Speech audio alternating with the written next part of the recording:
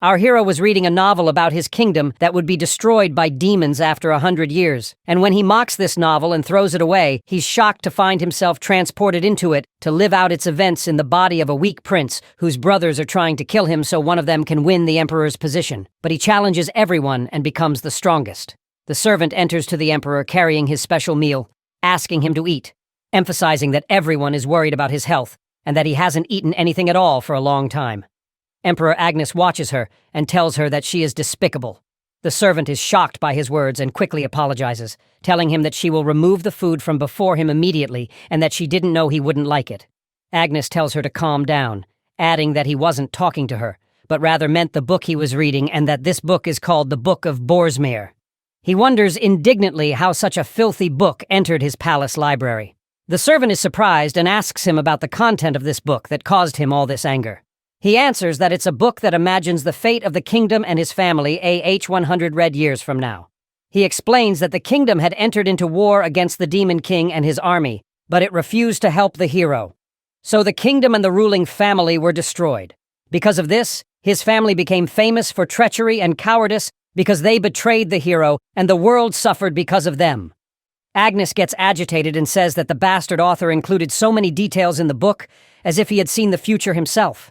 He throws the book away and says that Bastard doesn't know his strength or his family's strength and that it's impossible for anyone to destroy his kingdom and family. He adds that this matter isn't important and that the mistake was his for reading a novel by a failed writer trying to attract attention by insulting his family. He asks the servant to return to her work and that he will eat by himself. She answers very well and leaves him quickly. Emperor Agnes remains thinking about what he read in a state of anger, telling himself that he achieved great accomplishments by unifying the first human kingdom to face the demons. So much so that even the demons themselves respected him and that he was known as the strongest emperor in the world. But he admits to himself that this was a long time ago and now he has no goal in life, having achieved everything he wanted. There isn't a single piece of land on the continent that isn't under his control. Yet he feels extremely bored. He wonders if there's something he can do as he doesn't want to live this boredom for the rest of his life. Then he decides to sleep and think about it later. Some time passes and the events move to another place. We see one of the guards running away inside the youngest prince's palace, and this guard was wronged. He says to himself, "What's happening? Where are the guards and where are the royal forces? There's no one protecting Prince John at all." He adds that Prince John is weak and lost his right to compete for the throne, but he's also a prince and should be protected. So why did everyone abandon him? The guard continues his escape, saying that even if this escape leads to his doom and destroys his life, he must keep Prince John safe. At that moment, he's surprised by the appearance of two assassins blocking his way. One of them attacks him, saying he should have abandoned the prince like everyone else and looked after himself. The guard quickly dodges his attacks, but finds the other assassin attacking him, trying to hit him. The guard gathers all his strength to face both attacks together. At that moment, one of the assassins rushes toward Prince John, trying to stab him, but the guard quickly moves him away before he gets hurt, telling them they are cowards with no honor. The assassin laughs, saying he should have run and left John, and now he will die with him. At that moment, more assassins appear behind the guard, preparing to attack him. The guard throws Prince John away from them and asks him to wait, promising he will save him and get rid of these bastards now, swearing by his honor as his personal guard. At that moment, the assassins attack guard RO, trying to eliminate him while he fights off their attacks and asks them who they are and who gave them orders to target Prince John. One of the assassins answers that they will both die and he won't need to know the answer. Then another assassin heads toward Prince John and attacks him, saying he knows John's life was difficult and no one loved or respected him, so he will free him from this torment and kill him right now. Fredo is shocked and calls out to John, asking him to dodge the attack and run quickly.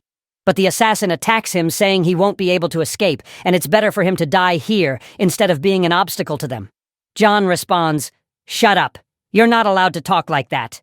The assassin is surprised when he finds his sword suddenly stopped, and he can no longer stab John.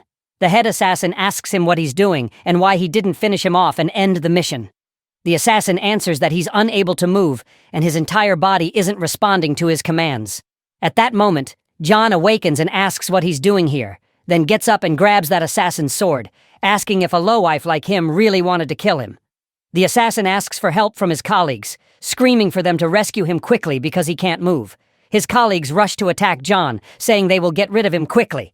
But John uses his special ability called Black Starfall.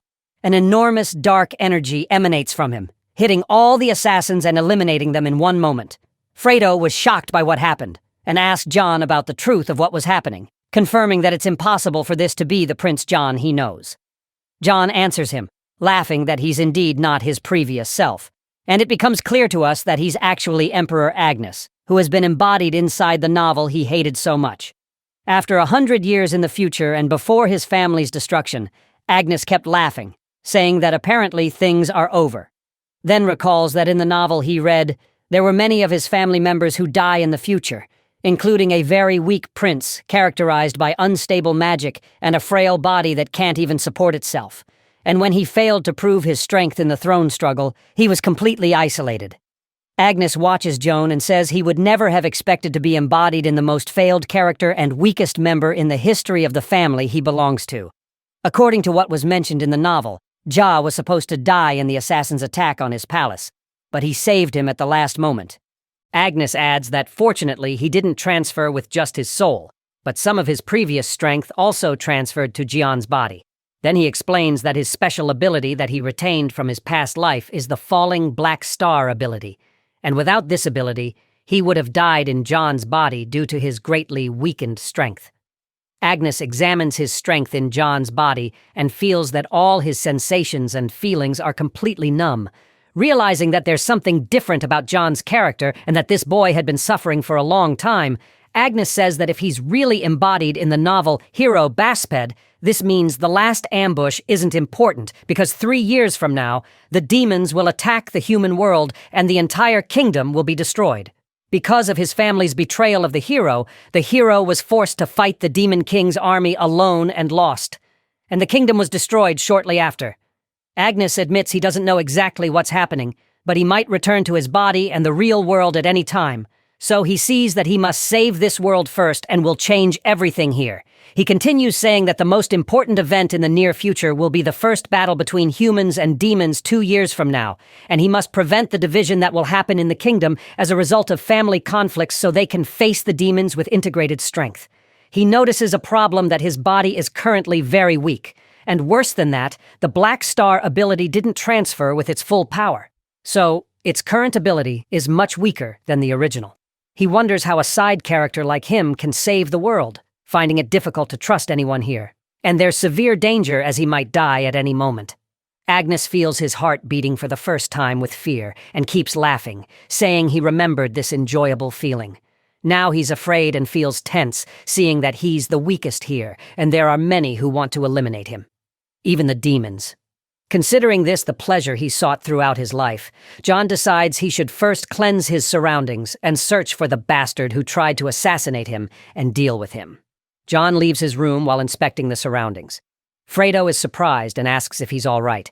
John responds that there's no one on Earth crazy enough to try to assassinate a prince from the royal family, except Agnes himself, meaning the person responsible for this incident is extremely powerful, and it's very likely to be one of his brothers or family members, which is why the guards weren't present when the assassins attacked.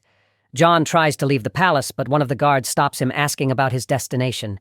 He answers that he will go out to stroll outside the palace. The guard tells him he can't do this because night has fallen. John reassures him not to worry as the place is safe, and no one can hurt him.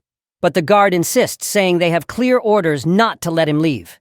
John laughs and asks if he received an order from a specific person, then attacks and kills him, saying that knights follow his orders alone and he doesn't remember ordering any bastard among them to prevent him from going out. The other guard is afraid.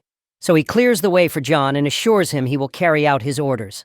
While Freddy was surprised and wondering to himself what's going on, noting that John wasn't this violent before, John goes out and contemplates the moon, finding it a blood moon, saying he's now completely certain he's in the novel's world.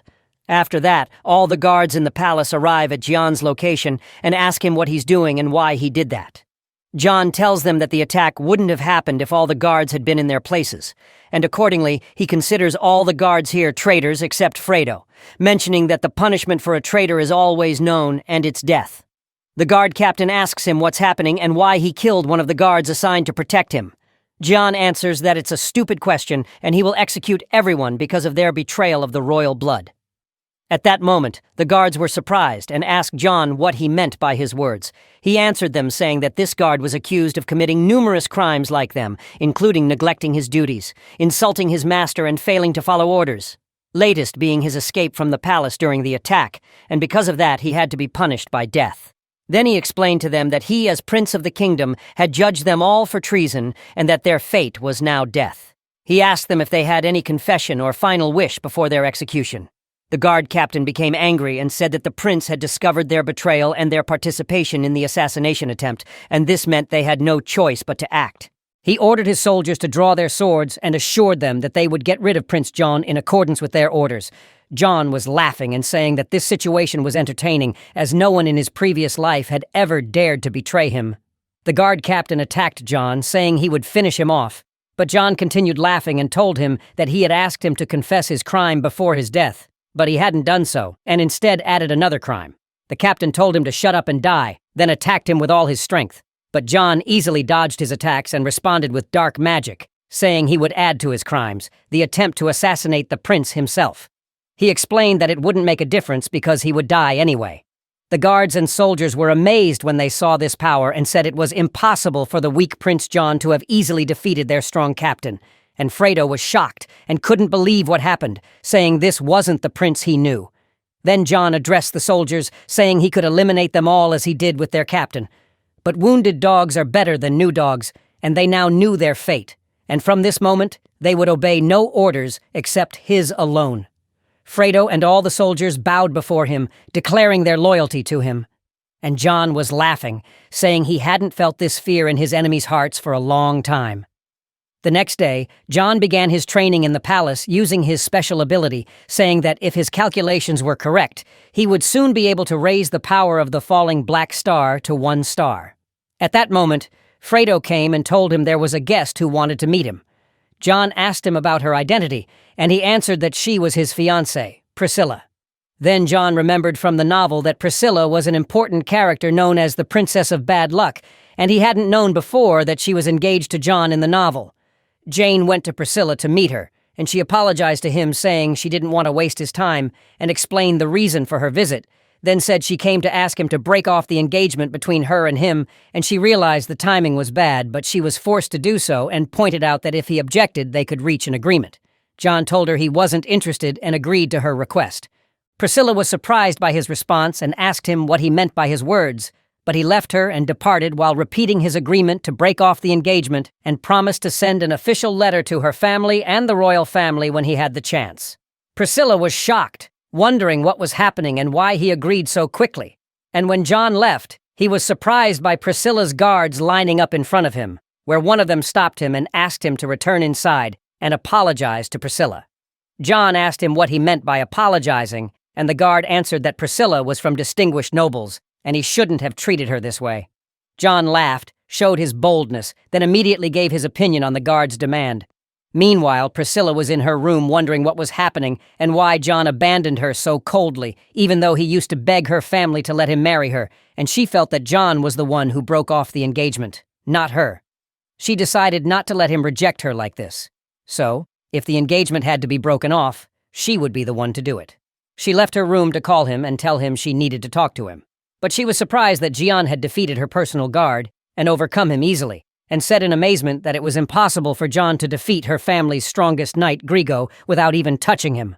Another guard tried to attack John using his magic, but John attacked him and almost killed him, but he changed his mind because he found him too weak to be killed.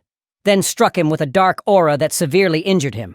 Then grabbed him and told him he had forgiven him this time and threw him next to Priscilla with a warning to know his place and that they were just insects in his way that he would crush whenever he wanted. Priscilla was shocked by everything she saw and said this wasn't the John she knew, as he had been a cowardly weakling. John told her to take her guards and leave the place, pointing out that he had forgiven them out of respect for her and her family only, but if it happened again, he wouldn't spare their lives. Priscilla ran quickly after Jian and told him to wait and said she wanted to talk to him. But Jian found her an annoying girl and asked her what she needed, confirming that there was nothing to talk about between them anymore, as she was no longer his fiancée. After Priscilla asked Jian to allow her to stay in his palace for some time under the pretext of attending the procedures for breaking off their engagement, She assured him that her presence wouldn't bother him, and she was just waiting to finish the official matters.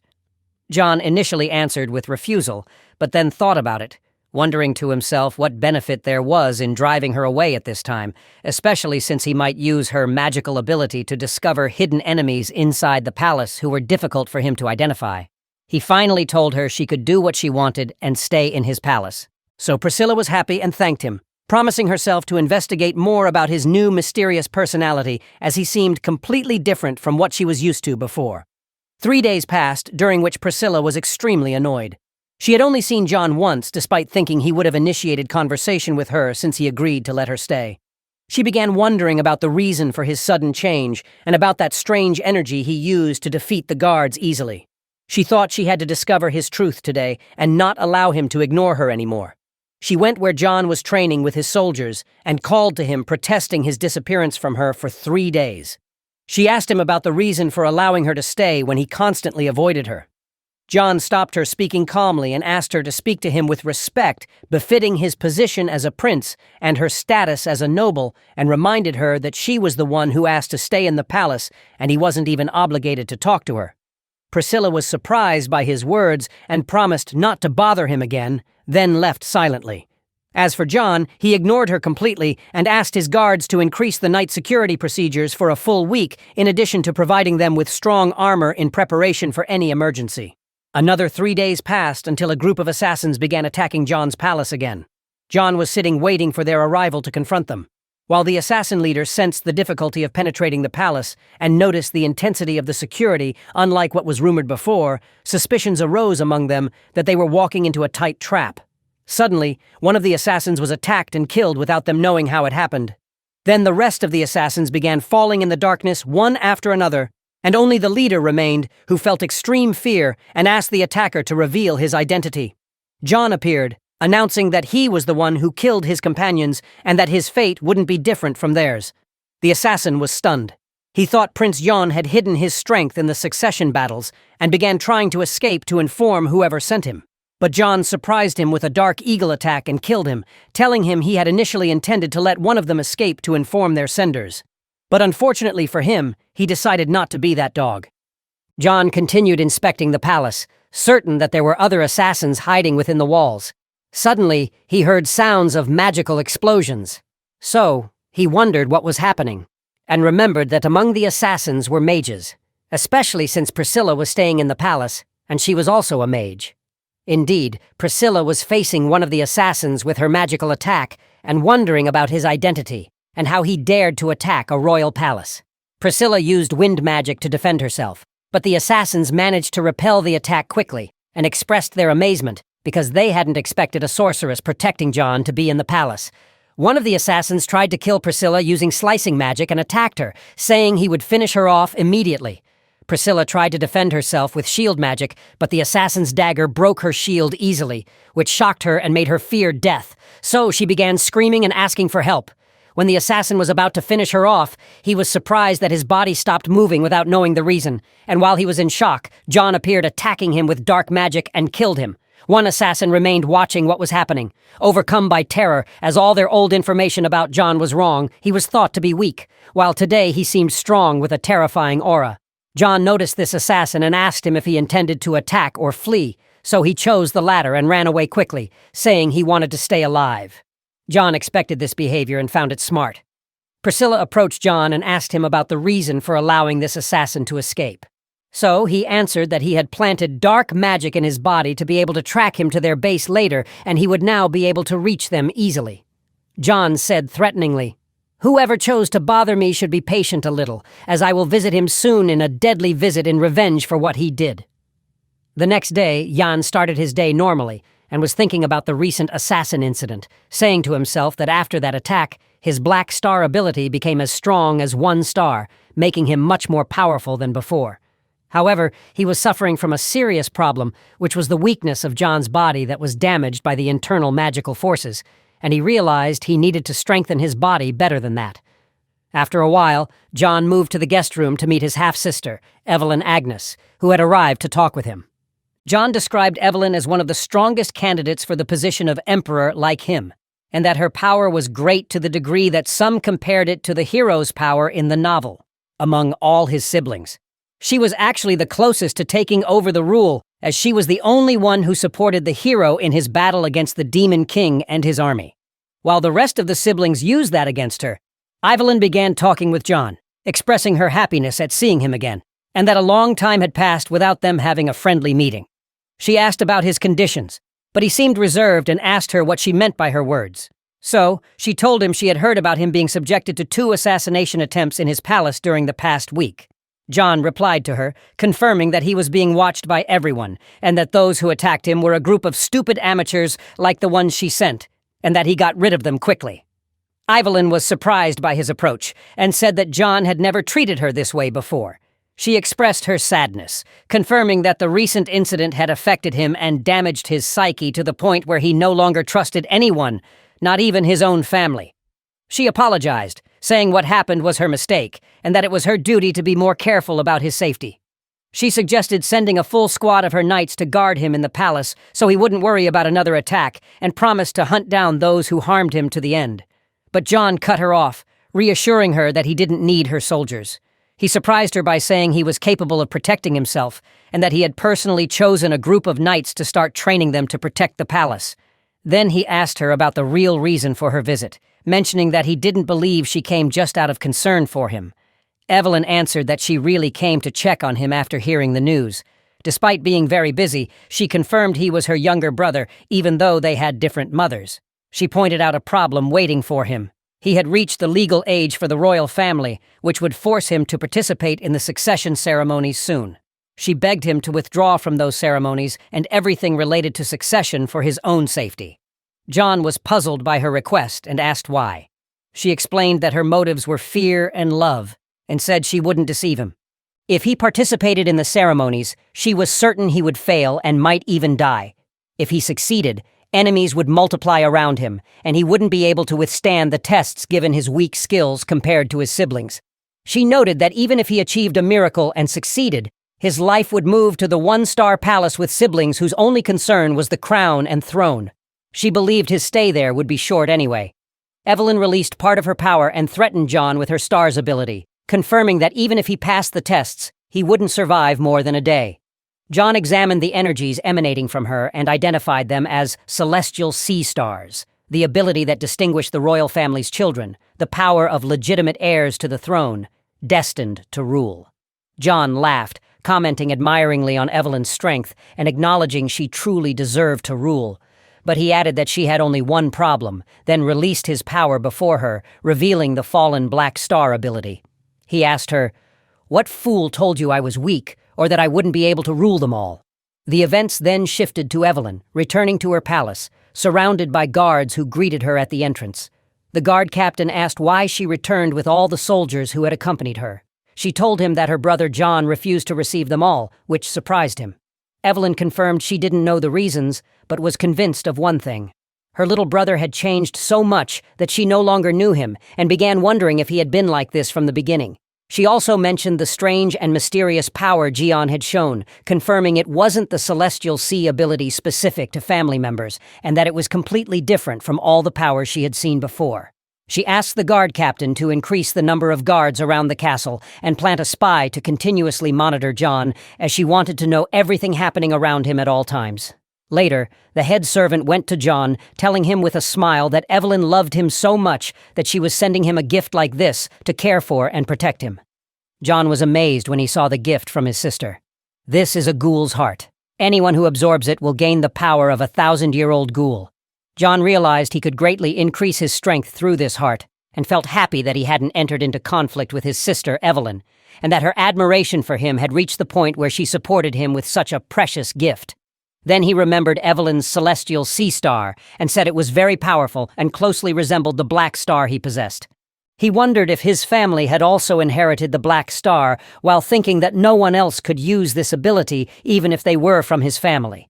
He noted that this world didn't follow logic, and that he should maintain his relationship with Evelyn, as she might be useful in the future. At that moment, the servant arrived to tell John that Priscilla had come requesting to meet him, so he allowed her to enter. Priscilla entered angrily and asked why he had summoned her after humiliating her in front of everyone and treating her as if she were his servant. Jane answered that she had lived in his palace for a while and it was time for her to pay for her stay there. She wouldn't live with him for free. Priscilla was astonished and asked what he meant, confirming that he was a prince and didn't need money from her. He told her he needed something more important than money from her, gave her a manuscript and asked her to estimate how long it would take to activate it. Priscilla took the manuscript and examined it. Before she could understand its contents, she was shocked. This is an extremely powerful magic circle. Who drew it? He told her he had drawn it himself. She didn't believe him because the circle was drawn with magical symbols and letters she didn't recognize, and such spells were only drawn by the strongest magic masters in the world. John answered that he didn't want her opinion on the matter. FD, he had asked about the activation time. She said if she started feeding it with her magic now, it would be ready tomorrow. Then she added in amazement that she hadn't known Jian was talented in magic to this degree.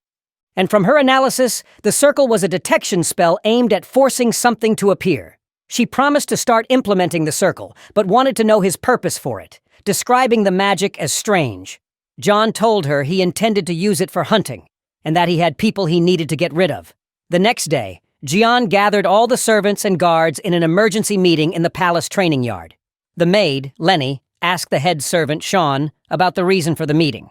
He answered that he didn't know, and that Prince John had changed to the point where he now feared him, preferring to carry out his orders without question for fear of death. The maid confirmed she also felt afraid of him, as it had been a long time since she last felt this way. And that news about John was spreading throughout the entire kingdom because of his actions. John addressed everyone and asked them not to move from their places, requesting Priscilla to begin activating the magic circle immediately. Priscilla agreed and began pouring her magical energy into it. The magic started spreading and affecting all present servants and guards. Lenny noticed a strange change in her body due to the magical light and didn't understand exactly what they were doing, but she realized they were in danger. She tried to ask the head servant, Sean, who seemed tense and unable to answer due to the magic filling the place. In the next moment, Priscilla cut her finger and dropped her blood into the heart of the circle. The second part began activating, and Sean was shocked and screamed, demanding they stop what was happening. But he lost control of his body and began transforming completely into a terrifying monster. John watched the situation. This circle is called the Enemy Detection Circle, and it emits powerful detection magic that reveals any disguise within its range. Priscilla was surprised and asked about the identity of the monster that appeared. He simply answered that this was their enemy in its true form. Then he explained that the enemies of humans in the kingdom in the story were monsters who served the demon king and helped him return, and he had learned that these monsters had infiltrated the kingdom disguised as humans to serve their interests. At that moment, the monster attacked Priscilla, trying to eliminate her.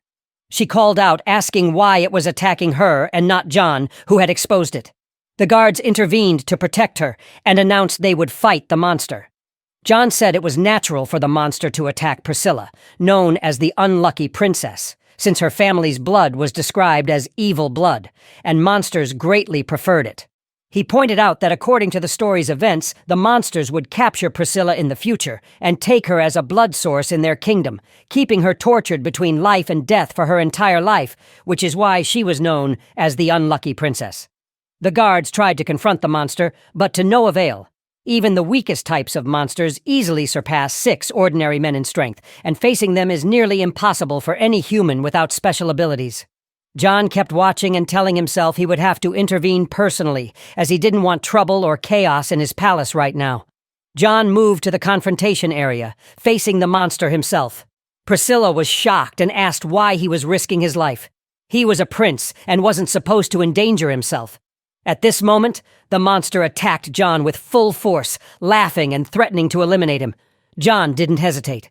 He gathered his black energy, grabbed the monster, and examined it carefully, saying he had never dealt with monsters like this before.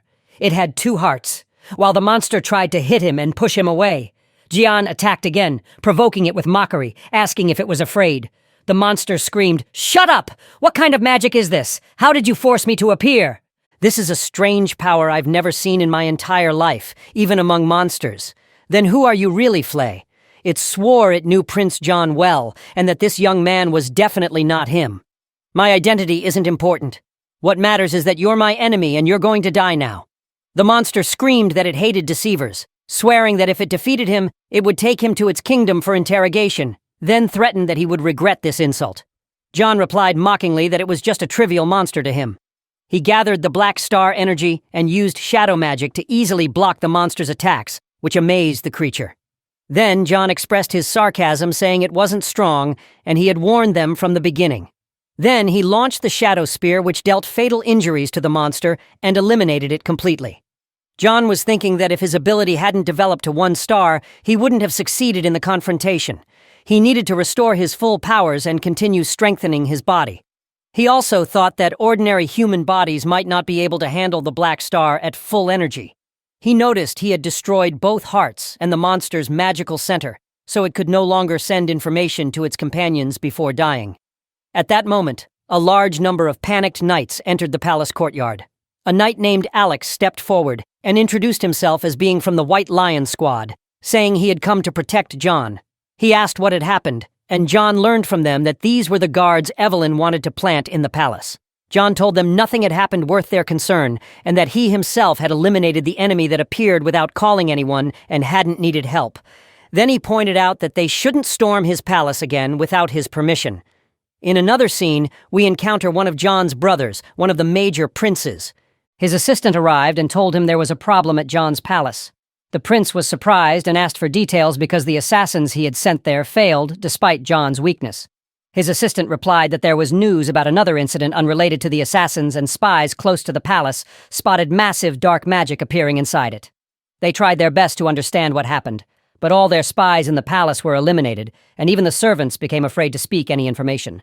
The prince said it didn't matter much, but he ordered sending more spies to watch the palace because something strange was happening, and emphasized that he should monitor everything. Before the assistant left, he told him about a circulating rumor. Jian had changed a lot in a week, and became violent, and anyone who wronged him was killed immediately. He also developed enormous unknown powers that nobody knew the secret of. The prince commented dismissively that John had been a failure since birth and was a disgrace to the family, comparing him to an angry worm that wouldn't be able to hurt anyone in the end. The assistant told the prince there was a rumor that John decided to participate in the throne struggle, considering it unexpected. The prince replied confidently that there was no need to worry, describing his brother as stupid and saying he no longer needed to try assassinating him because John would perish on his own through the succession ceremonies. He asked his assistant to confirm if they had influence over this year's ceremony tests. The assistant confirmed they could indeed interfere, so the prince asked what he needed.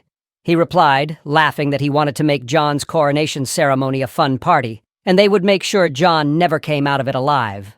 At this time, John was walking around the city contemplating, telling himself that only 1 week remained before the coronation ceremony began, and he had to solve some problems before that. He searched the city for a specific place, the novel described, until he reached an old building. He identified this as the headquarters of the secret Moonlight organization, but it's just a front. The truth is, this is a branch of the famous Moonai intelligence organization. He noted that the whole city knew this place and entry was allowed for certain people, but that was just a cover. John entered the disguise restaurant, and soon the waiter came to ask for his order. He answered with the password Moonlight Soup. The waiter was surprised, then asked John to follow him downstairs where the secret entrance to the building was. There, the waiter brought him to the branch manager's office. She was surprised that he was the first actual client to request service from this place, telling him it was a rare case. John confirmed if she was really the manager and told her he wanted to request information, but the manager insisted he identify himself first. She said the branch itself had opened recently and nobody knew anything about it except a few people, and it wasn't even in the information of other branches. Therefore, she insisted he tell her how he reached them. John dodged the answer, saying they usually didn't need the client's identity. So, if she wasn't in dire need of his money, there was no need for the deal. When he tried to leave, the manager ordered the guards to stop him. They attacked him, but he surprised them and completely froze, their bodies using dark power. They stood shocked, wondering why their bodies stopped. So John told them mockingly that they were skilled but rude. And this way he probably wouldn't deal with idiots like them. He used his power and easily took down everyone, threatening to destroy the entire branch, but pardoned them, settling for punishing them for raising weapons against him. John easily eliminated all the assassins who attacked him, then approached the manager and said, "Are you still worried about my identity? I think I've proven it sufficiently. All you need to know is that I'm powerful, and you're obligated to fulfill my request without additional questions." He concluded by asking if she objected. She replied fearfully that she wasn't, and they would do everything he wanted and provide it free as an apology for what happened. John told them his requests and left, informing the manager she would contact him when the information was ready. The manager, Irene, remained stunned by what happened. She said his quick defeat of the organization's best assassins was unbelievable and found his request simple. He wanted information about the Black Forest and requested a forged identity. The waiter came and discussed with her the danger. This mysterious royal client represented again suggesting caution in dealing with him. Irene agreed and ordered their best spies to be put on watching him as they were now involved with someone from the imperial royal family. Agnes. She had examined his distinctive gray hair during the fight. She commented that they couldn't afford to be enemies with a man of such power, but needed to know his intentions, especially why he left the royal palace in disguise. She also recommended gathering all the information he wanted about the Black Forest and emphasized the need for maximum caution because just becoming his opponent would mean their end would be near and swift.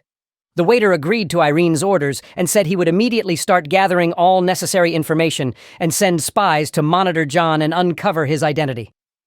Irene sat thinking about John and tried analyzing his power, unique personality, and overwhelming presence. She began strongly suspecting he was one of the imperial family's sons, and maybe even one of the throne candidates, but she wanted to confirm for herself. We then moved to Priscilla, who was angrily wandering the palace, feeling John's continued neglect since her arrival. She blamed him for only using her to activate the dark magic circle and expose the disguised monster, then completely ignoring her without explaining any details, despite her effective help. She guessed the main royal palace might indeed have information about what happened, but didn't want to risk contacting them. She went directly to John's room to demand a meeting and get explanations. The guards at John's room confronted her and prevented her from entering. She protested that she had the right as his fiancé, but Alfredo told her that his master, John, forbade anyone from entering, and he was currently busy communicating with major families about the incident, which was a lie, and completely forbade leaking information about the monster outside the palace. Priscilla insisted, considering herself not a stranger or just a guest but his fiancé. But Alfredo confronted her with the question of whether she really was, so she got confused and remembered she herself had requested breaking the engagement. Then Alfredo delivered John's message. He no longer needed her in the palace, and if she didn't want anything, she should return home. Priscilla was shocked by his attitude and became extremely angry. In the same context, John had left the capital and was now traveling by magic train heading to another magic palace. He was amazed that there were actually magic trains, and asked himself whether his kingdom would really develop like this after 100 years, as the novel said, vowing to himself not to let his descendants surpass his achievements in technical development. He activated his detection ability and discovered that Moonlight Organization spies were indeed following him. He expected this and deliberately left his gray hair visible to scare them into taking him seriously and executing his requests quickly, as his goal from the beginning was to control them and benefit from the organization. He recalled details from the novel. The Moonlight Organization would later transform into a secret guild supporting the hero against the monster army, and would sacrifice hugely for the hero after everyone abandoned him, even his family and kingdom, without compensation. This is why he came to them himself, to personally verify the event's accuracy and have influence on their course.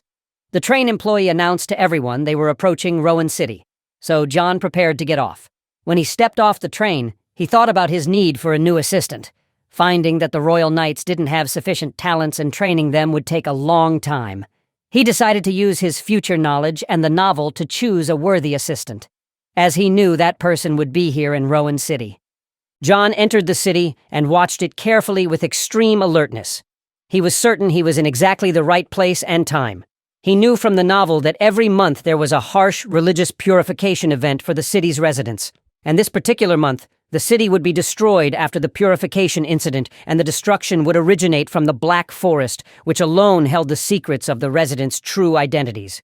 He wanted to enter the Black Forest, and this was only possible with permission from Baron Rowan, who had influence in the place, which was extremely difficult.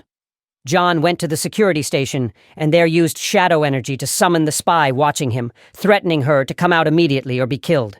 The female spy appeared, collapsed from fear and surprised by his complete exposure of her. Joan told her he didn't want to interfere with the Moonlight Organization's original mission, but he had a special and urgent mission for her now. The girl looked at John with amazement and astonishment, with signs of real shock drawn on her face. She asked him in a choked voice, having noticed his absolute insistence. "How did you know I belonged to the organization?" "I left no trace behind me, and no one saw me at all." But John remained stone-faced, looked at her with a cold gaze that carried no hesitation or softness, and interrupted her with a commanding and firm tone. "Shut up now. I only care that you focus on my request.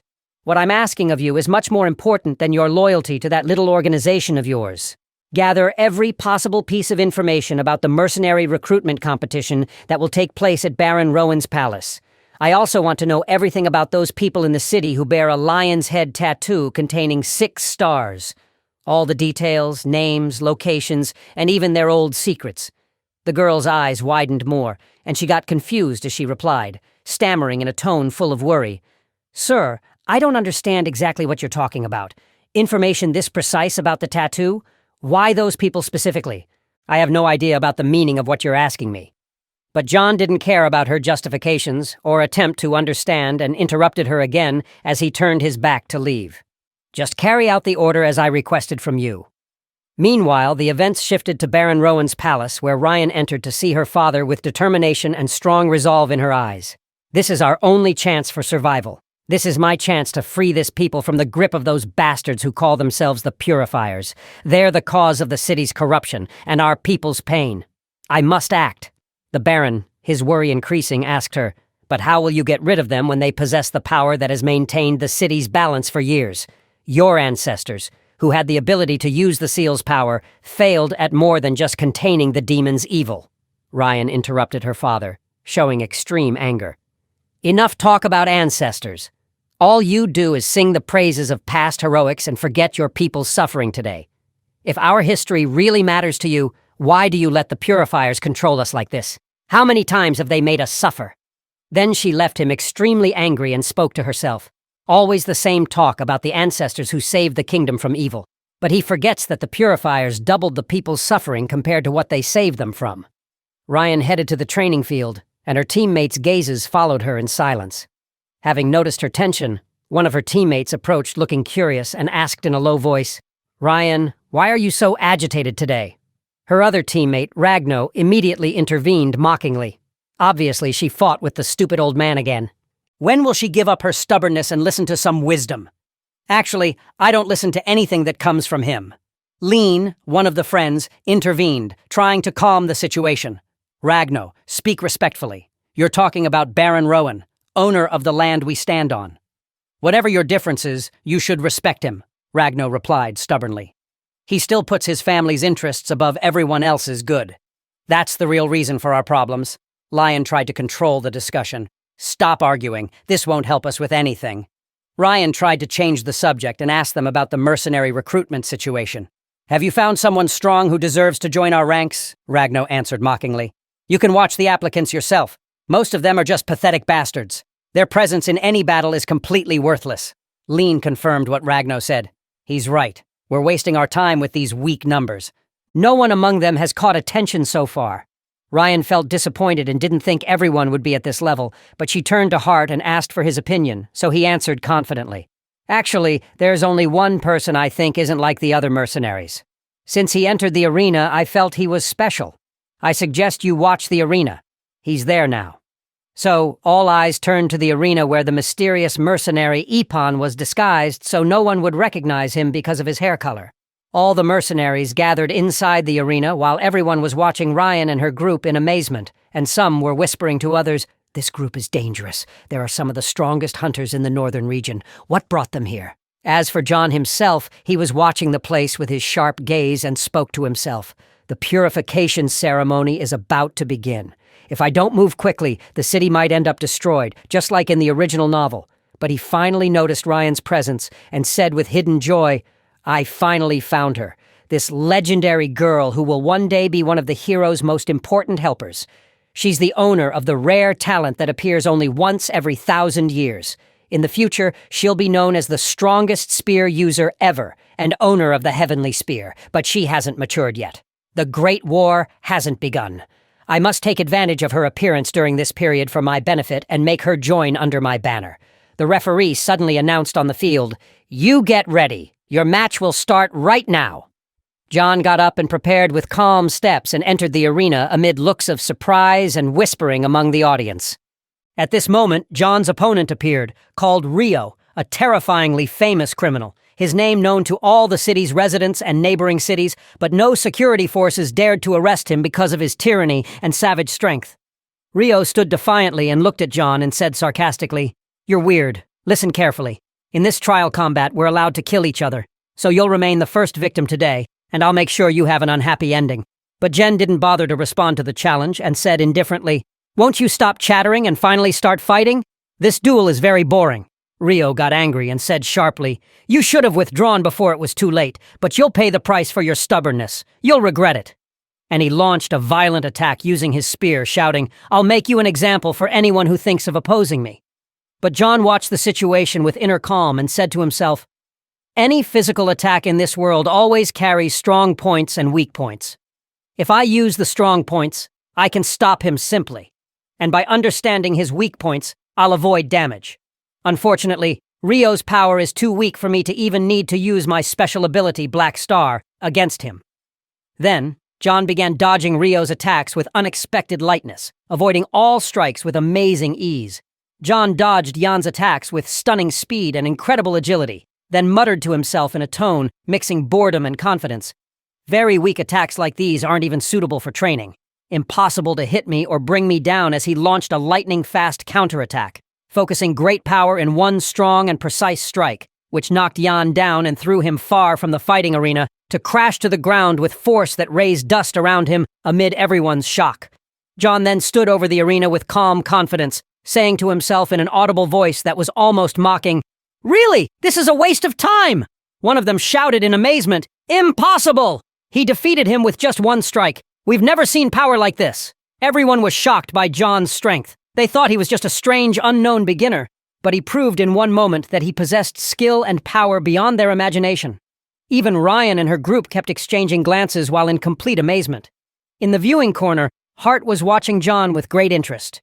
So he turned to Ryan and asked her with his eyes shining with real admiration, "What do you think of this man? I haven't seen anyone with this style. He's really impressive. And the strangest thing is he maintains the least effort in executing the finishing move. This is the sign of a real fighter." He completed his analysis. "Despite that, I think his body is weak. It's clear he doesn't suit the power hidden inside him. Maybe that's why he chooses precision and speed instead of relying on direct confrontation all the time." Ryan nodded in agreement and answered him, "Right. His strength is apparent, but I think he's hiding much more than he shows. There's something mysterious about this man." On the other hand, Ragnar was angry and not impressed at all. He frowned and said sarcastically, "I don't understand why all this admiration for that bastard. In my opinion, he's so weak that if I hit him by accident, he wouldn't come out of here alive. I don't see anything special about him. Just a fragile body that might suit wizards or those who use magic from afar only. But he's not a match for real fighters and isn't suitable for close battles. And since he can't even use his physical strong points properly, it's impossible for him to be useful to us." Ryan sighed and said tensely, "Maybe you have some point. Yes, his physical strength is weak, and this is something I wasn't expecting after all the preparations and searching for mercenaries. I spent all this time dreaming of attracting great talent to our side, and in the end, even the mercenaries here don't offer anything worth mentioning," she confided to herself. "Sadly, the purification operation is about to begin, and it seems we must rely on ourselves to survive without anyone's help." But before she could finish her words, Ryan and everyone present were shocked by the sudden appearance of a strange person on the arena, appearing as if shadows had swallowed him for moments while he laughed with sarcasm and pride. His eyes were gleaming with an evil look, and a strange tattoo clearly appeared on his foot, a 6-starred lion's head. Ryan gasped and stepped back, shouting in shock, "Impossible! This is the symbol of the Secret Purification Organization members. As everyone knows that the Purification Organization is nothing but a cover for a secret network serving the demons and monsters sealed in the depths of the Black Forest. They're the ones who spread plagues and bring monsters and try to break the seals of ancient evil. No human or country has been safe from them. They're struck by endless curses wherever they go." The strange person spoke loudly while laughing. "You fools! You won't be able to stop us!" The mercenaries immediately pounced on him, their voices rising. "Who is this scoundrel who let him in? Let's finish him off right now." At that moment, the person began transforming, abandoning his human form, and released evil energy that terrified all the leaders and fighters in the place. Ryan, having regained her composure amid the panic, stepped forward and shouted, "There's no place for evil here!" She charged toward the enemy with all her strength, using her speed and weapon, and launched a devastating attack that completely destroyed him before everyone's eyes in an amazing moment. The rest of Ryan's group rushed to her, worried about her. They asked her quickly, "Are you okay? Did you get hurt?" She shook her head and said tiredly, "I got rid of him, but no one knows if he has companions hiding. Check the place quickly. Be careful. There might be more." She had barely finished her sentence when another shadow appeared. A monster disguised among the rubble. It laughed mockingly, its eyes glowing with evil. It addressed Ryan, saying, "You're right. Haven't you figured it out yet? This was all a trap. We wanted to gather you all here so we could finish all the defending forces in one simple strike with explosion magic." Hearts sank, and Ryan immediately screamed, "Everyone get ready now. This was a trap to destroy us all. He's going to blow up the arena now." But the villain immediately began activating explosion magic, his body glowing with catastrophic energies, and suddenly the place exploded with a terrible sound that nearly deafened ears. Chaos reigned for moments, but when the smoke cleared, everyone was surprised that the explosion hadn't harmed them at all, and the villain had already been eliminated. Amazement spread among them, and soon some whispered, "What happened? What power neutralized it like that?" Ragno and Leon approached Ryan and said, "We always knew you were strong, but we never imagined you could neutralize an explosion like that. What level of power have you reached?" Hard in turn said supportively, "That's right. Even facing the Purification Organization, I think you won't need us after today." Razam smiled and denied it, saying, "You're all wrong. I wasn't the one who stopped the monster's attack or the evil energy. Didn't you notice just before the explosion, the strange mercenary John? He disappeared for moments and suddenly appeared behind the monster, and then amid the destruction, he released strange magical energy, as if everything had stopped for moments. John succeeded at the crucial moment in stopping the massive explosion, and was able to use his unique power to protect everyone in the training field from destruction. The moment froze amid everyone's amazement, and with the explosion's effect gone, the field looked as if nothing had happened at all, while everyone remained staring in shock and questioning the source of that legendary power. Thanks to my knowledge of the novel, I can predict most events and avoid disasters even before they happen. If I didn't have awareness of the fate that awaited everyone in this place, a great disaster would have occurred now, and most of those in the arena would have been killed by the explosion. My defeat of the other mercenaries wasn't enough to attract Ryan's attention. But after preventing this attack and saving them all, I think I'm finally under her radar.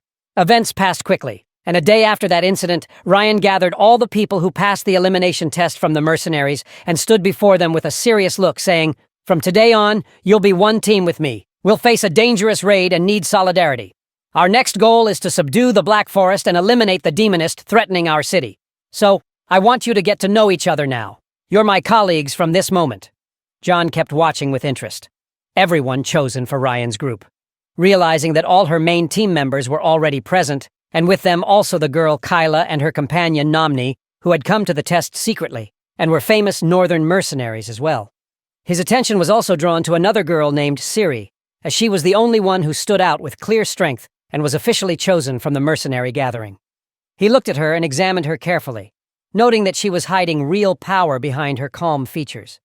Ryan asked everyone to focus with her, then began explaining the main plan briefly and quickly. There's a huge forest separating our city from the western side of the Salis mountain range. Everything in that forest is dark and black, the soil, trees, and even the air. That's why it's called the Black Forest. Since ancient times, anyone who enters the forest doesn't return from it, so passage through it was completely banned. No one escapes if they cross the magic boundaries. Siri interrupted her curiously. "I've heard a lot about the Black Forest, and I know some stories about it, but what I want is the truth. Why now specifically do you want to execute a raid on it? What makes this time so dangerous?" Ryan answered with a sad look. "Long ago, it was said that my great-grandfather, the city's founder, faced the greatest evil when he came here. It was said he covered his body with dragon blood, so he gained their power and was able to defeat evil and destroy the source of corruption, then founded the city of Rowan. But the truth isn't as they tell it. The reality is that my great-grandfather couldn't defeat that evil, but used dragon blood and sealed the demoness inside the heart of the Black Forest. Since then, our city has been suffering because it pays the price for keeping this demon sealed, she added, directing her gaze to the whole team. Everything we do, from purification ceremonies and sacrifice festivals, is just a way to appease the demoness and prevent her from breaking free and breaking the seal. Here, John intervened and said with interest, "So, you're talking about the Purification Festival. It's the annual ritual where they offer sacrifice to the demonist to ensure she never breaks free." Ryan confirmed exactly after each Purification Festival, the Purification Arc process takes place, bringing criminals who were arrested in the city and throwing them to the demons in the Black Forest as periodic sacrifice. I understand now. If you mention the Purification Arc, do you mean that all convicted criminals in the city are actually sacrificed this way? Ryan answered him with a hint of pain. Yes, not just prominent convicts. Sometimes they even choose those wrongly accused, or those not proven guilty. For the demonist's sake and for tradition's sake, they sacrifice any number they reach. They used to tell children not to go near the square, and I remember when I was little, how I watched some innocents being driven by force to the Ark and sacrificed without mercy just to keep the demoness's seal in place and make everyone feel false security. Ragno laughed sarcastically and said, "Now I understand your purpose from all this. At least now our participation in the raid has meaning, and we can feel that our goal is truly humanitarian and noble." Then Ryan added, "The demonist inside the forest, her powers weaken because the magic barrier has lasted thousands of years. But precisely because of that, very few strong ones can enter the forest. And from here, our only hope of ending this nightmare is your success as a team." "Here," Kyla intervened and said to Ryan decisively, "I'm convinced by your words and ready to fight. But there's one question that troubles me. Why did you choose this man John with us? At first glance, he seems as far from useful as possible, suspicious and weak compared to mercenaries." And Aragno agreed with her and laughed. "I agree with Kyla, too. I was surprised that you included him with us in the raid when he's honestly far from strength or distinction. No matter how much he tries to prove himself, I don't see anything in him that would help us in the mission." Here, John smiled mockingly and said to himself, "Northern mercenaries are arrogant as usual, confident in their strength to the point of blindness. Yet I know through my knowledge of the future that they'll be strong allies for me if I try to guide them well. My presence among them today will change a lot tomorrow."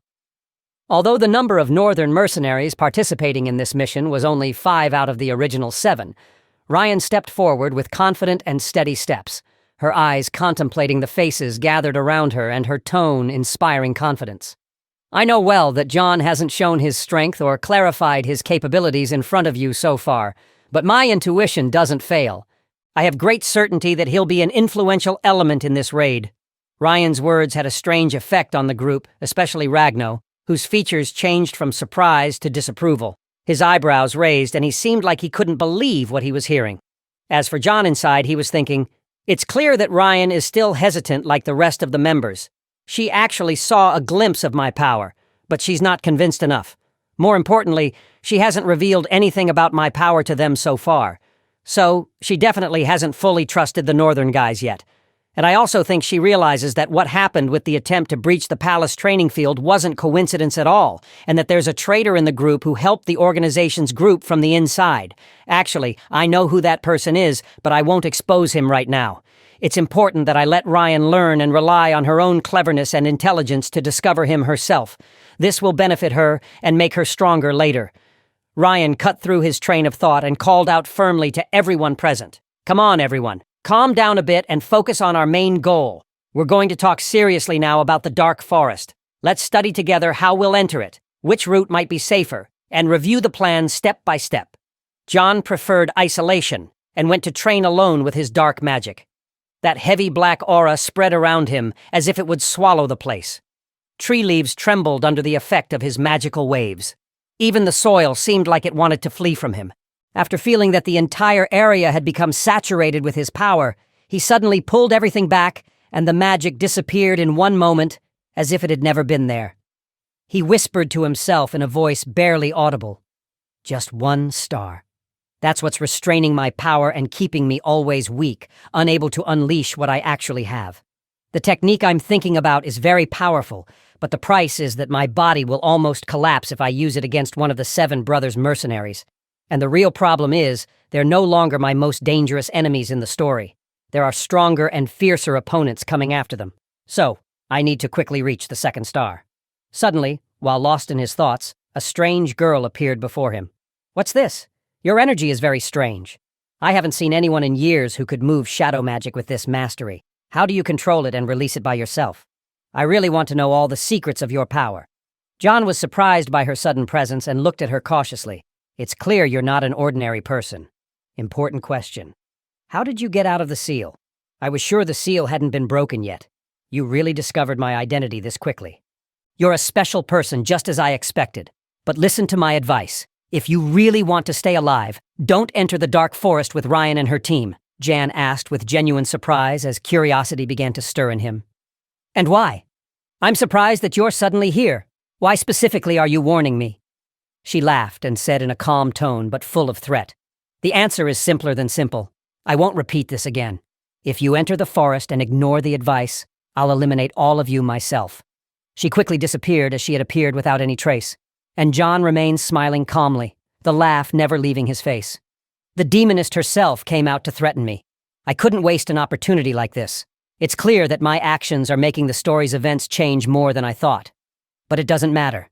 I never liked this story anyway, and I decided to change all the events my way. After minutes, and while wandering around, John sent night signals to the Moon Eye spy. So she appeared hiding above the tree. She jumped in front of him, panting with surprise. "Really? How do you know my location every time?" "You're really scary," John asked her. "Did you prepare what I asked for?" she replied while digging in her pocket and pulling it out for him.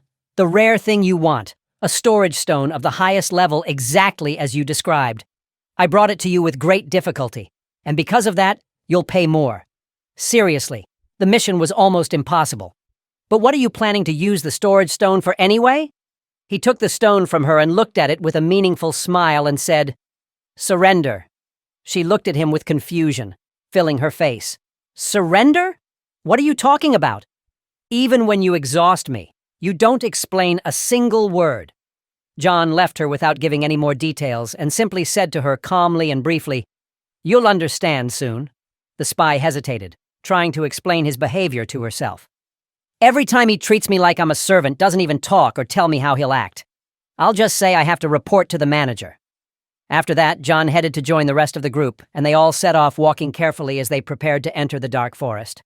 His heart was jumping with anticipation and excitement, and he smiled to himself. The real time for adventure has begun. Everyone entered together into the forest's depths, and with every step they took, the darkness grew thicker. The trees became blacker until the trunks and leaves seemed to absorb the sunlight completely. Even the air became heavy, laden with the smell of ancient dust and frightening magic. Hart kept looking around suspiciously, and tension began increasing in his voice as he said in wonder, "What is this place we're in?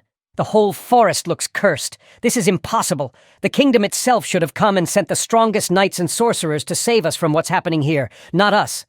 The situation seems bigger than anyone's capabilities." Everyone's eyes began turning and watching the shadows moving among them, and the journey of the dark forest began with all its danger and dark mystery. As the group penetrated deeper into the dark forest, John was watching everyone from behind with a sharp eye, and many questions were spinning in his head. It's strange that Ryan never clarified details about the demon's danger in the forest, or even anything about her power. But I noticed that the trust between her and the team is almost blind. Pretty sure someone like Kira is the most suspicious person of me here. Her eye is on me all the time, as if she's expecting me to attack her, and she has no intention of believing or trusting Ryan about me. Ryan reached the middle of the forest at those moments, felt that the atmosphere had become heavier and that the dark, demonic energy had become suffocating. She quickly turned to the team and announced, "Get ready. Well, the demonic energy here is very strong. I think we're close to reaching the demoness herself here." Lean questioned the plan, feeling afraid. "Are we really going to enter directly like this without any prior plan or preparation for battle?" Ryan replied with rare confidence. "Exactly. There's no traditional plan that can work here." She drew her famous spear, lightning spear, and waved it, adding, "But so we can maintain our dignity as knights and nobles, we must warn the forest inhabitants before we enter upon them." In one moment, Ryan struck the lightning spear forcefully forward, and its destruction consumed the entire area. Everything in front of her turned to ash, trees exploded, and all the air turned into bright lightning flashes there. Now, when we see the monsters and demons in the forest, our presence won't surprise them, and the battle's direction is completely clear. Ryan then shouted, "Come on, move quickly! Our goal is to eliminate every trace of dark power here." Then she ran quickly to the depths, urging the rest of her group to follow her. Ragnar was watching her advance and smiled with satisfaction mixed with caution, then said to Leon, "See, as usual, the first one to rush. Do you have a plan we can use if everything gets out of control?" Lean shook his head negatively. Unfortunately, no. Ragnar didn't wait any longer, but rushed after Ryan quickly, saying with feigned surprise, "So, simply, if things go crazy, there's no one here to control matters. Then it's better we avoid problems and focus more." Ryan, at that moment, was moving quickly between the dark trees, but she suddenly stopped at the sound of rustling and several red eyes in the darkness. Suddenly, massive savage wolves appeared before her. Their number exceeded 10, and they began quietly surrounding her team in a terrifying manner. Ryan stood and said, "Seriously, these are savage wolves. I've heard a lot about their strength, and they're really the reason for all the attacks we've experienced recently on the city." She hadn't finished her sentence when all the wolves jumped toward her with terrifying speed. Ryan showed some confusion for a moment and said, "I think I rushed more than necessary. Their number and speed are greater than even my ability to escape." But Ragnar didn't leave her in trouble. He used his special ability and activated his explosive hand, moved in the blink of an eye in front of Ryan, struck the wolves with one blow that shook the entire ground, and eliminated most of them immediately. Then he turned to Ryan, smiling, and said, "Didn't I tell you not to be reckless? I'm always known to be in the front, and I'll keep protecting everyone no matter what happens." Hart didn't delay, used his assassination and quick transport skills, jumped between the wolves, and strangled them one after another with precise, quick movements. Then addressed Ryan while fighting. "You focus ahead and I'll handle covering your back and getting rid of any beast that chases us. Let's finish them quickly and regain strength." With each round, whenever they finished a number of wolves, a larger and fiercer number appeared until the team began feeling exhausted. Kira was watching the situation closely and said loudly, "Their number is unnatural, as if they're endless. We need to change our approach." Kayla raised her hand and announced, "Listen to me. I have a plan, but everyone back away from me right now." And Kayla began summoning her energy with intense focus. A blue flame aura appeared around her. Then she unleashed her destructive wave toward the wolves. Everything touched by the blue flame burned completely until it disappeared. The ground itself became like embers, and the main wolves' attack was over. Namni approached Kayla and said quickly, "Watch out! Get back! I'll cover you now." It wasn't long before new monsters appeared and started coming by the hundreds. John kept watching everyone from behind and said to himself, "Amazing. There's great teamwork between the team members. It's clear they've trained together since childhood and know each other's moves by heart. Even their movements are coordinated like they're one mind." John continued his thoughts. "This is the perfect time to move to the next step of my plan. There are increasing numbers of monsters in all directions, and they're starting to surround the entire place." Suddenly, a massive monster bat appeared above John's head and swooped down on him with lightning speed. John smiled and said, "Perfect. Here comes the right bastard to test something I've been preparing." At that moment, Siri screamed in warning, "John, get away right now. Its attack is deadly." John moved gracefully, easily dodging the bat's attack. Then turned to Siri and said confidently and calmly, "Just watch. I don't need anyone worrying about me." He unleashed his shadow magic. Dark energies wrapped around his arm, and in one moment, he brought down the huge bat and completely destroyed it. Kayla and the rest of the team stared at John in complete amazement. Their view of him changed, and they began watching him with great interest and suspicion. John stood in the middle of the forest, watching the massive monster bat's body turn into black shadows that faded with the wind, then muttered to himself in a low voice, as if explaining to himself or sending a hidden message. "I cut the magical link between this monster and the Demoness, and this is the fastest way to get rid of them without a long fight. Who exactly are you? What kind of power are you using? I've never seen shadow magic like this. What's your truth, John?" The tension escalated more, and Kayla raised her voice angrily. "Are you going to answer my question or not? If you keep this up, I'll consider you an enemy and attack you myself." But the critical moment was interrupted by the earth itself. The forest shook with tremendous force, and a massive monster bear appeared between the trees. raging, as if the earth was releasing all its anger in the form of one monster. Its roar shook the night air and the remaining sunlight suddenly disappeared. Ryan immediately shouted, "Everyone, stop the petty fighting, get ready quickly, and get back into battle formation. And this monster is much bigger and stronger than what we've faced." Jian between satisfaction and mockery, as if he had been waiting for this particular monster to rise. Finally, it started. This was the moment I've been waiting for. With terrifying slowness, the trees themselves around the group began closing in on them. John raised his hand and called out, "Everyone watch out for yourselves." Ragno, despite his intense tension, shouted to the group, "Nobody lose focus. Keep formation and follow instructions like we agreed. This bear is dangerous, but we can handle the confrontation." The monster bear suddenly jumped with tremendous force toward Ryan and Ragno, but with amazing agility, they managed to get away at the last moment, and one of the trees was destroyed from the impact. Hart was trying to join the rest of the group, but the trees suddenly closed in on him and isolated him from everyone. He found himself trapped with John in a dark circle that closed around them, and the ground itself seemed to be changing shape and began moving them away from the main battle location. Hart tried to move quickly and whispered, "This isn't natural. The trees are breathing around us and moving us. Why am I the only one who got separated and ended up with you here?" John laughed and said calmly, without any confusion, "The answer is simple. I brought you here on purpose. Because I'm not going to give you a chance to kill Ryan like you're planning." Art's eyes widened in surprise, and he began breathing rapidly, then laughed nervously. "What are you talking about? Are you hallucinating or threatening me?" Yayon answered confidently. "Enough lying, Hart. I know you're the son of the noble Samiadel family, rulers of the north, just like the Ryam family rules the regions. And I know that despite your good reputation as a noble and strong mercenary from the Seven, the truth that nobody knows is that you're also a member of the secret purification cult. Not just any member, but someone with high rank in it. You serve the Demoness and manipulate everyone for your personal benefit." Hart began stepping back, shocked, and said in a hoarse voice, "How did you know this? And does anyone else besides you know this truth?" John laughed more and said sharply, "What would make me tell anyone else? This is between you and me." Hart smiled sarcastically and said, having regained his confidence, "You're stupid or overconfident, because now the easiest thing I can do is kill you here before anyone knows anything about me. This way, my secret disappears with you forever, and I can continue my plan and get rid of Ryan easily." John replied, "You're overconfident, but unfortunately, all your plans will be wasted here." Hart suddenly used his special cutting sword skill and drew his sword with terrifying speed. "You'll see my strongest techniques, and you won't even have time to think about escaping." Hart attacked with amazing speed, smiled roughly, and shouted, "My speed makes my enemies not even see my sword. Only one champion in all my battles managed to dodge it. You're not one of them. Get ready to die." But the surprise was that Hart's attack didn't hit John at all. Time stopped for a second, and Hart found himself screaming in pain. John had entered his attack circle and cut off the hand holding the sword with amazing skill before he realized it.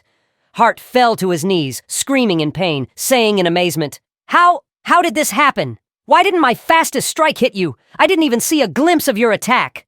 John stood in front of him in deadly calm and said, "You made two big mistakes. First, you thought you were stronger than me, and that's not true. Second, you didn't attack me with full force from the beginning. You had your only chance to finish me in the first moment, but your arrogance made you play and show off. Now your chance is over." John unleashed his black star powers at that moment, and a dark aura appeared around him, as if swallowing the light from the air. And Hart was terrified, but madness took control of him, and he screamed and unleashed his final special ability, rushing with everything he had left toward John in a desperate attempt to attack.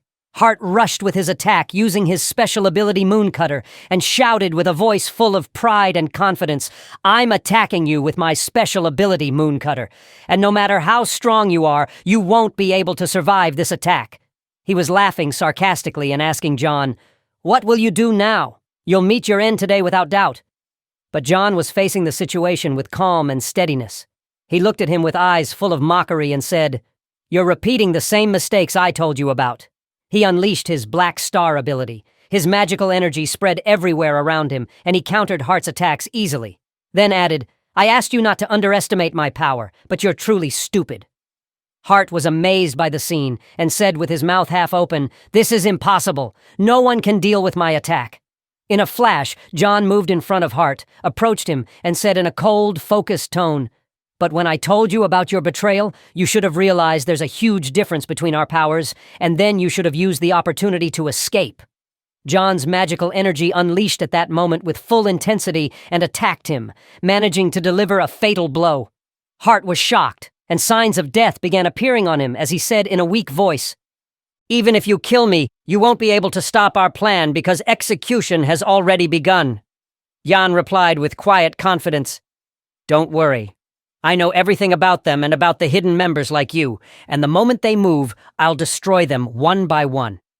Art stepped back, eyes wide. "This is impossible. Who are you?" Joan finished him off in that moment. John moved through the forest afterward, his voice calm as he spoke to himself. "Ryan and her group should be in the middle of the forest by now. I need to finish my task here quickly and catch up with them." As he moved through the dark forest passages, he soon found a massive stone tablet in one of the shadowy corners. He muttered, "I was sure I'd find this tablet here. This is a sacred tablet previously used to seal the demon in this forest for years. I don't know why they left it here. It would have been better in the middle of the forest where its power would be greater. But that doesn't matter now. I don't have time to think about these details. I need to use the tablet for my plan immediately." But as soon as Gian approached the tablet, he was surprised by giant hands appearing behind him. "Looks like there are powerful spirits sealed in this tablet, and they're starting to appear as soon as I got close to it." Those giant hands attacked him quickly, but John was completely focused, skillfully blocking all their attacks using his magic, he muttered to himself. "Getting rid of those hands won't solve the problem. I need to find the main spirit controlling them all." Without hesitation, he went directly to the spirit hiding in the forest shadows. "This is the spirit I'm looking for." He attacked it with all his strength and finally managed to destroy it. And with that, the hands and other attacking spirits will automatically disappear. Indeed, those spirits began disappearing one by one as the main spirit vanished.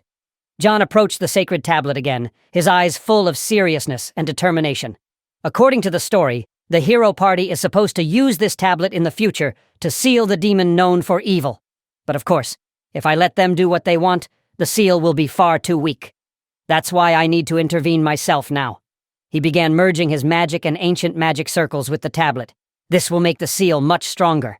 Then he used the storage stone to transfer the sacred spirit within it to help against the demon. But suddenly, strange energy emerged from the forest depths.